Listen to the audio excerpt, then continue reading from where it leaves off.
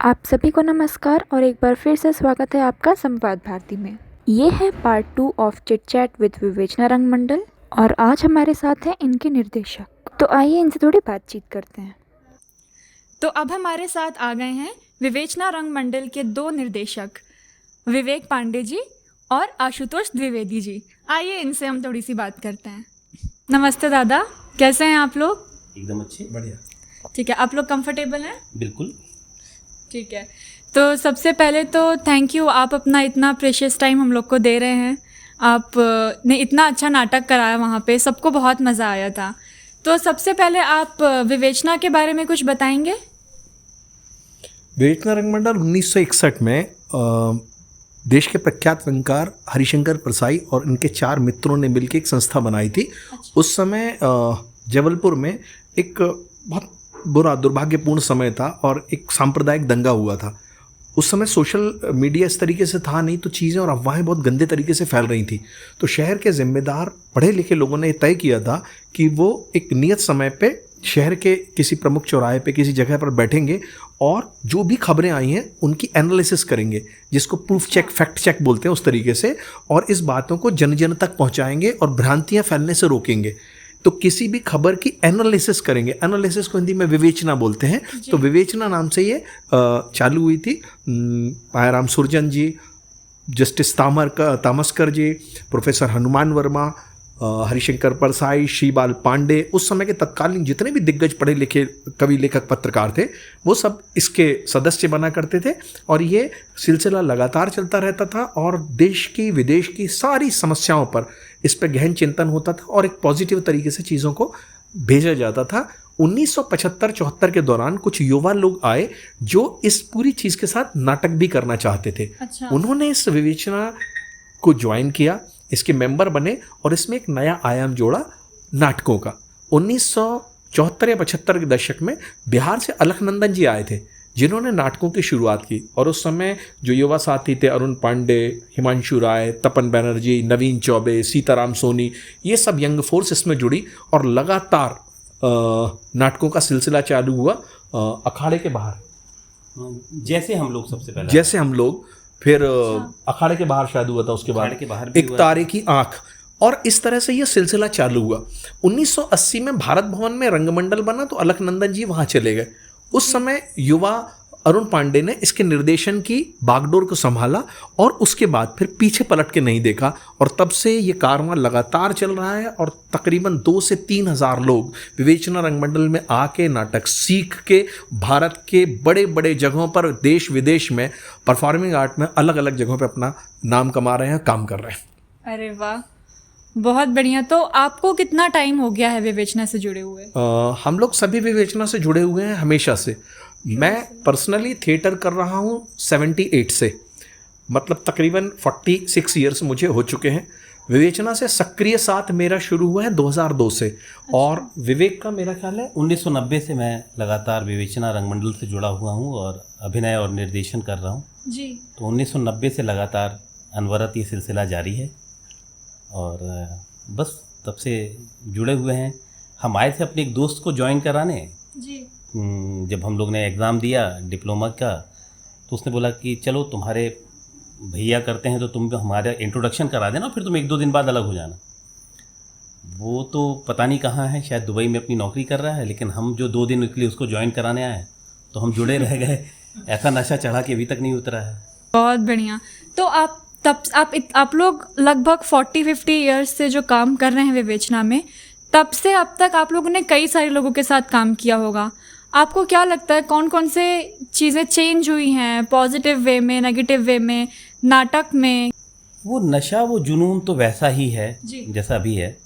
बस ये थोड़ा सा बदलाव आया है कि आजकल जो नई पीढ़ी आती है वो इतना ज़्यादा सोशल मीडिया और इतना सारा मीडिया और इतना सारा जब उससे प्रभावित होकर आती है तो बड़ी जल्दबाजी में रहती है किसी भी चीज़ को पाने की, सीखने की, या जल्दी से करने की, या रोल ही लेने की।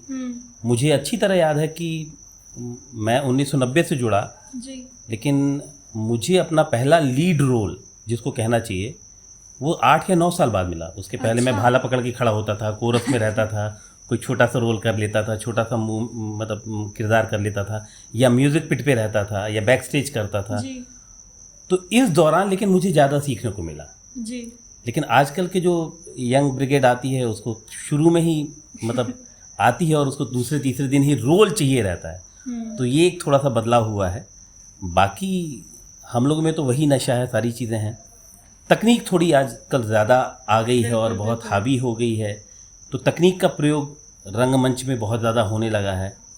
तो आजकल एक डिज़ाइनर का भी चल गया है एक चलन, तो लोग बहुत सारी जो सरल चीज़ें भी रहती हैं उनको भी बड़ा गूढ़ करके और डिज़ाइनिंग से उसको भव्य करके या क्लिष्ट करके या कठिन करके भी बताने लगे हैं। और कुछ लोग डिज़ाइनिंग से बड़ा उसको सरल भी करते हैं। तो सबकी अपनी अपनी शैली होती है। तो ये सारे कुछ बदलाव आए हैं। बाकी रंगमंच तो वही है, नशा वही है, काम करने का तरीका वही है। बाकी आशु थोड़ा सा और चेंजेस बताएंगे। चेंज बदलाव होता है, जैसे दुनिया बदल रही है, हमारा उठना बैठना बदल रहा है, एआई आ गई है, तकनीक जैसे हर चीज़ को बदल रही है वैसे इसको बदल रही है। इसमें नेगेटिव जैसी कोई चीज़ परसेप्शन का मामला होता है। बीइंग पॉजिटिव थिंकर, मुझे बदलाव दिख रहे हैं, नेगेटिव जैसा कुछ भी नहीं है। स्क्रीनिंग तब भी होती थी, जो कुछ लोग बड़ा आसान समझ के इसको आ जाते थे और 2 दिन में उनके पैर उखड़ जाते थे, भाग जाते थे, वो सिलसिला आज भी चल रहा है। जो सुधीजन आते थे और जो पूरी तरह से अपने आप को तैयार करके आते थे और लंगोट कस के जैसे पहलवान मैदान में उतरता है, जो उस कमिटमेंट के साथ आते हैं वो आज भी बहुत कुछ चीज़ें अचीव कर रहे हैं। आकाश बढ़ा है, हुआ है, दुनिया बढ़ी है, रीच लोगों की बढ़ गई है। अब रंगमंच पहले से ज़्यादा लाभकारी हो चुका है। हमारे सीखे हुए बहुत सारे बच्चे इससे रोजी रोटी कमा रहे हैं। ये ज़रिया मुहाइश बन चुका है। ये लोगों को अपने जीने की वजह दे रहा है। पहले ये केवल पर्सनालिटी को एनहेंसमेंट करने के लिए और दिल्ली सुकून के लिए होता था। दिन भर में लोग वकील, बैंक की, क्लर्क की, सरकारी नौकरियां करते थे और शाम को 5 बजे का जो वक्त होता था उसमें आके छोटे शहरों में नाटक करते थे। कभी 3-4 महीने प्रैक्टिस चलती थी, शो हो जाते थे। उसका आर्थिक पक्ष जैसा कुछ भी नहीं था, स्वांता सुखा हुआ करता था। मगर अब ये मामला छोटे छोटे शहरों में पैसे और रोजगार से जुड़ गया और मुंबई दिल्ली जैसा कमर्शियल थिएटर अब छोटे छोटे शहरों में होने लगा है। बहुत बेहतर स्थिति है अभी। आशु की बात जो आशु ने कहा है कि लोग इससे कमा रहे हैं और अपना आजीविका चला रहे हैं। हमारे विवेचना रंगमंडल से ही निकली हुई पौध मुंबई फिल्म इंडस्ट्री में बहुत सारी जगहों पे काम कर रही है। और शालिनी पांडे हमारे ही थिएटर ग्रुप से निकली हुई है, जो कि अर्जुन रेड्डी में थी। अच्छा। हाँ, वो हमारी थिएटर ग्रुप से निकली है। कैडबरी के ऐड में विवेचना से है वो। विवेचना से हैं हमारे धर्मा प्रोडक्शन की। जैसे यहाँ इस दुर्गा जी में नाचो वो हो रहा था हमारा, इसके पहले 6-8 साल पहले की दुर्गा उत्सव में जब आते थे तो वो साउंड ऑपरेट करती थी। अच्छा। पंचायत में जो प्रधान की बेटी है रिंकी, वो हमारे थिएटर ग्रुप की है। सानविका, वैसे उसका नाम असली नाम पूजा सिंह है जी। इसी तरह कैडबरी के ऐड में जो आता है रमेश सुरेश, राणा प्रताप सिंह है, 5 स्टार के ऐड में आता है वो, रमेश सुरेश। पिताजी की पतलून एक बिलांग छोटी कर दो। उनका ड्रामा भी होने वाला अगले महीने जबलपुर में, दास्तान गोई कर। तो वही दोनों आएंगे? नहीं, वो राणा आएगा और उनके जो गुरु हैं, जो दास्तान गोई में भारत के शीर्षस्थ नाम है महमूद फारूकी साहब, वो आ रहे हैं और नुसरत आ रही हैं और पूनम आ रही हैं। और ये लोग 3 दास्तानें करने वाले हैं। दास्तान कर्ण आज महाभारत, दास्तान राज कपूर और दास्तान एलिस बच्चों के लिए 14 नवंबर को। अच्छा। तो वो सिलसिला हम लोगों का चल रहा है। इसी तरह बहुत सारे लोग हैं जो राइटर हैं वहाँ पे, वो अच्छा लिख रहे हैं। कुछ आर्ट डायरेक्टर हैं, कुछ कैमरामैन हैं। अन्नपूर्णा सोनी है जो कि हमारे थिएटर ग्रुप से निकल के फिर MPSD गई और NSD गई। वो बहुत सारी वेब सीरीज़ में आ रही हैं। रेलवे मैन में थी, सनफ्लावर वेब सीरीज़ में थी। सनफ्लावर वेब सीरीज़ में वो जो कामिनी बाई बनी थी वो अपने थिएटर ग्रुप की है। और नरोत्तम बेन हैं, बहुत सारी फिल्मों में आ चुके हैं, वो भी अपने थिएटर ग्रुप के हैं। प्रतीक पचौरी और अंशुल, जिसका प्ले आज आपने देखा, अंशुल भी जुड़े हैं। प्रतीक पचौरी बवाल में थे और पंचायत तो जी हाँ। पंचायत में भी थे, जो 2 लोग मारने जाते हैं वहाँ पे प्रधान को, उसमें से एक प्रतीक। तो इस तरह बहुत सारे लोग, बहुत सारे नाम अभी याद भी नहीं आ रहे हैं। बहुत सारे लोग असिस्टेंट डायरेक्टर, राहुल शंकल्य हैं जो कि आनंद एल राय कलर येलो प्रोडक्शन में चीफ असिस्टेंट डायरेक्टर हैं। अभी उनकी एक फिल्म आई थी मेरी नेमो, जिसमें हमारे थिएटर ग्रुप के सारे लोगों ने काम किया था। अभी उनकी दूसरी फिल्म वैलेंटाइन डे पे रिलीज़ होने वाली है, नखरे वाली। अच्छा। वो भी आनंद एल राय का प्रोडक्शन है। और बाकी पीपली लाइफ के भी वो असिस्टेंट डायरेक्टर थे, तनु वट्स मनु के, अच्छा, और जी हाँ। रांझना के और जीरो के और तमाम जितनी आनंद एल राय की फिल्में रहती हैं उसके चीफ असिस्टेंट डायरेक्टर हैं। तो ऐसे बहुत सारे लोग हमारे थिएटर ग्रुप से निकले हुए जो कि मुंबई फिल्म इंडस्ट्री में काम कर रहे हैं, अपना फ्लैट ले चुके हैं, कमा चुके हैं। तो ये सारी पौध निकली हुई है जो कि अच्छा काम कर रही है।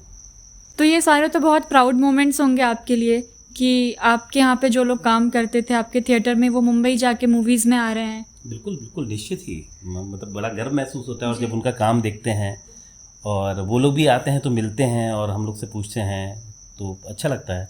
और अरुण दादा तो साफ बता देते हैं कि इसमें तुम्हारा काम अच्छा था, इसमें नहीं था। जी। तो वो बड़ा मतलब वो अभी भी वैसे ही हैं और दादा को वैसे ही प्यार करते हैं। हमारे जो अरुण दादा हैं, अरुण पांडे जी हैं, उनकी कोशिश भी रहती है। जैसे कि कभी अभी बीच में हमने अरुण दादा के ऊपर 5 दिन के नाटक का फेस्टिवल किया था, उसमें बहुत सारे मुंबई के कलाकार आए थे। तो उनकी भी इच्छा थी कि निठल्ले की डायरी हो रहा है, तो निठल्ले की डायरी ऐसा प्ले हमारा जो पिछले मतलब 1995 से शायद लगातार चल रहा है और उसके 500 से भी ज़्यादा ऊपर शोज़ हो चुके हैं। जी।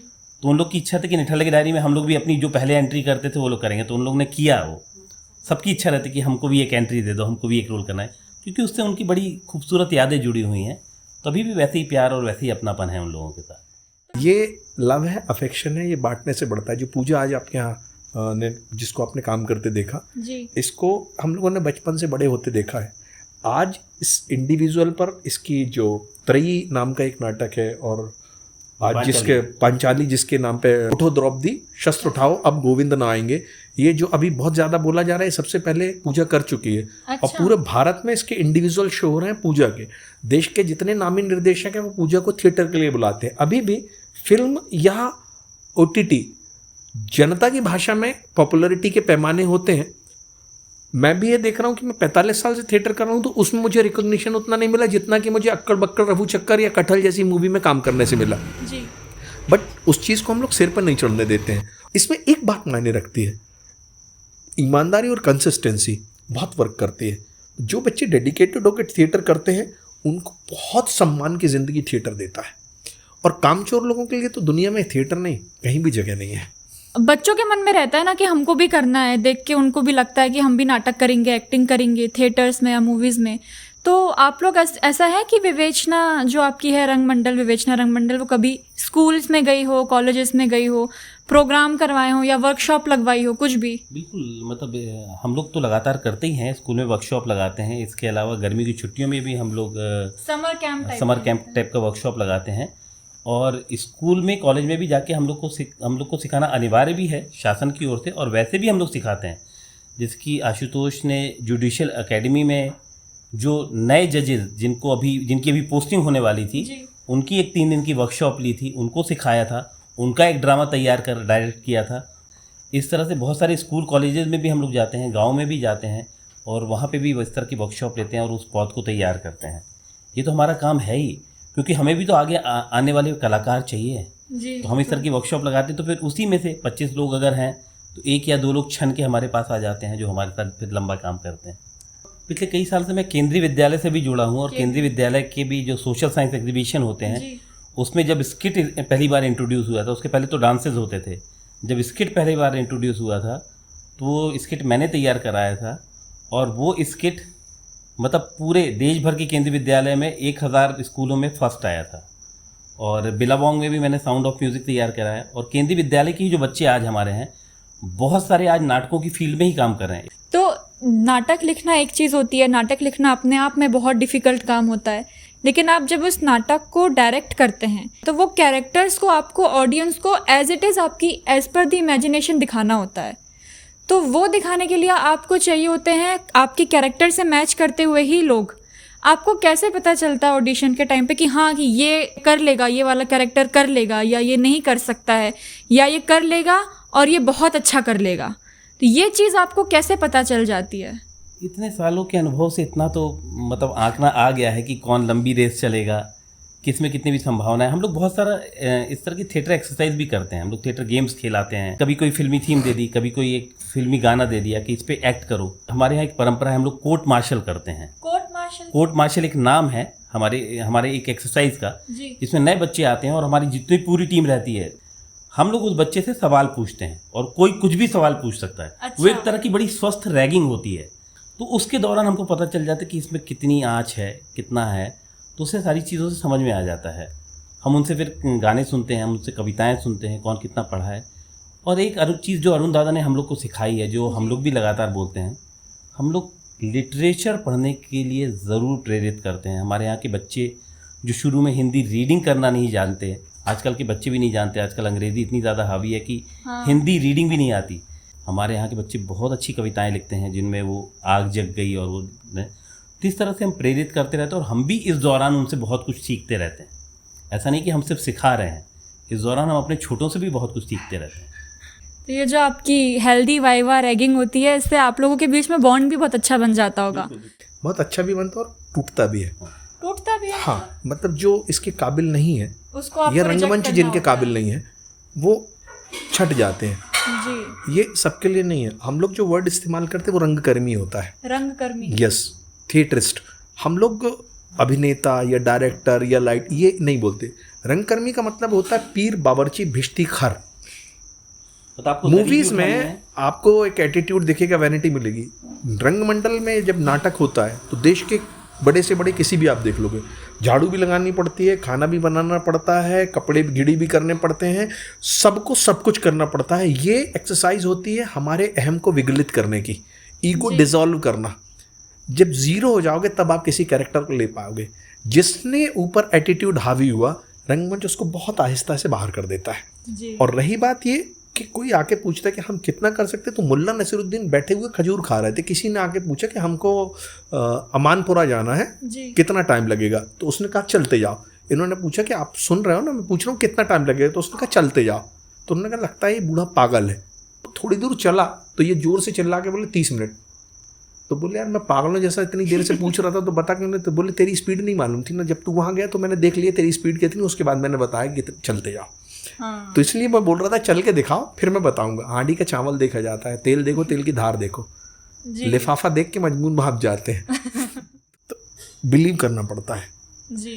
और डायरेक्टर्स को ना इस बात की गालियाँ बहुत खानी पड़ती हैं कि ये लड़की आपको अच्छी लगती है, ये लड़का अच्छा लगता है। कई बार तो बात मर्यादा के बाहर तक चली जाती है, मगर इन सब चीज़ों से बचते हुए जो काम करता है वही किन्हीं हाइट्स पे या मुकाम पर पहुंच पाता है।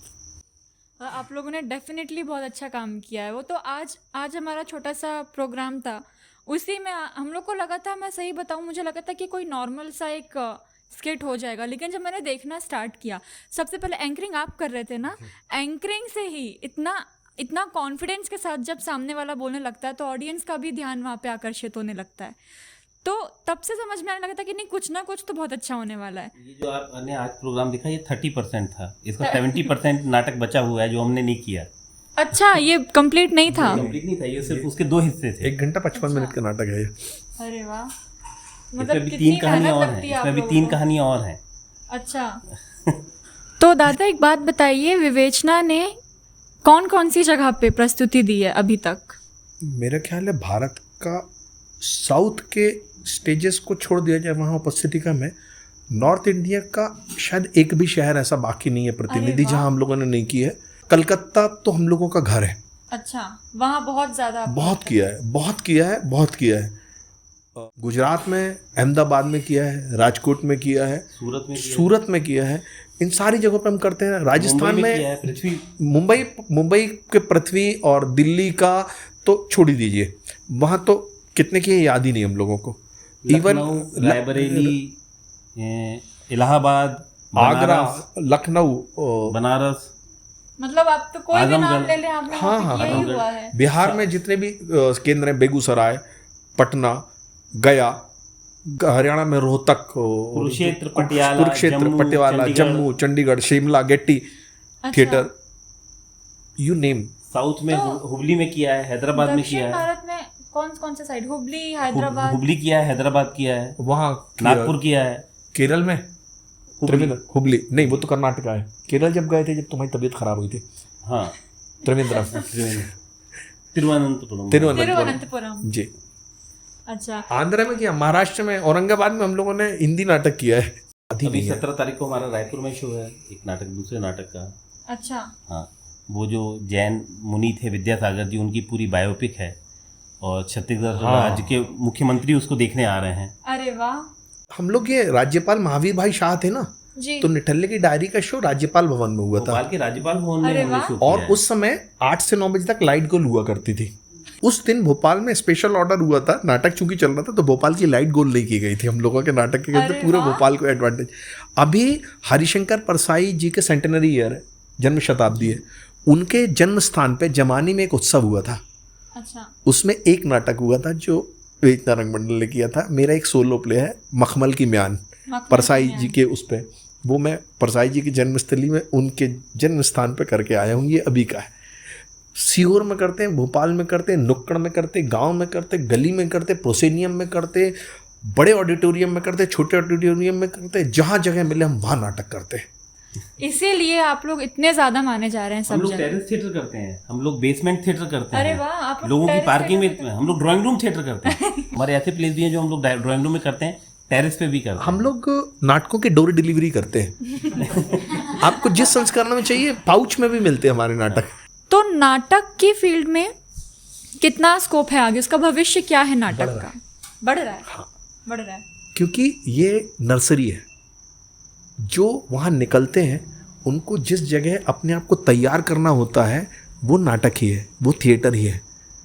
मुंबई में आप यदि देखें तो पटा रहता है न्यूज़पेपर, यहाँ पे छोटे छोटे स्टूडियो थिएटर बन रहे हैं। जबलपुर में भी, जैसे आपके यहाँ का ये जो स्टूडियो थिएटर है, ये भी चार्ज होगा, यहाँ पे लगातार नाटक होंगे। ये कल्चर हम लोग ला रहे हैं, हम लोग सतत अभियान में लगे हुए हैं।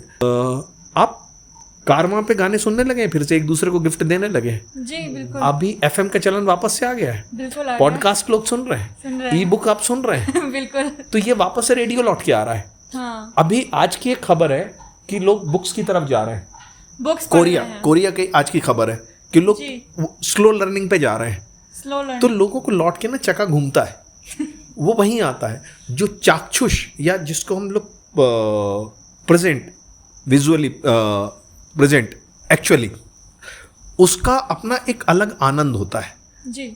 तो जो सामने हमने बैठ के देखा जाता है ना, उसका एक अद्भुत आनंद है जिसको आप कंपेयर नहीं कर सकते। चूल्हे की रोटी को आप 5 स्टार होटल के किसी भी बहुत बढ़िया डिश के साथ कंपेयर कर ही नहीं सकते। ये चूल्हे की रोटी है, जब तक दुनिया है तब तक ये चलता रहेगा। और सबसे बड़ी बात, ये टेक्निकली डिपेंडेंट नहीं है। हाँ, हम यहाँ बैठे हैं और हम यहीं पर नाटक कर देंगे। हमको लाइट नहीं चाहिए, हमको कैमरा नहीं चाहिए, हमको बहुत सारे डिजिटल वायर्स नहीं चाहिए, हमको मेकअप नहीं चाहिए, बस दर्शक चाहिए। बस दर्शक चाहिए।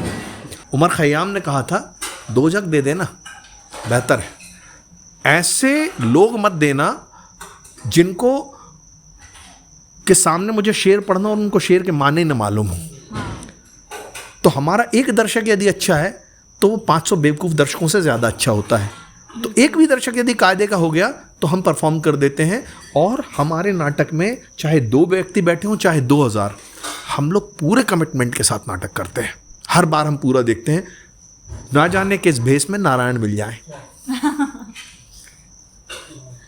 तो इसी बहुत प्यारी लाइन के साथ हम यहाँ पे अपना इंटरव्यू ख़त्म करते हैं। हम लोग को बहुत मज़ा आया दादा आपसे बात करके, आप लोगों से मिलके। और नाटक तो देखते रहेंगे, और अगली बार जब मैं आती हूँ यहाँ पे तो फिर से आपका मैं कोशिश करूँगी कि अगला नाटक देखूँ, फिर से आपसे बात होगी, फिर से कुछ नए क्वेश्चंस के साथ मैं मिलूँगी आपसे। Thank you. नमस्ते।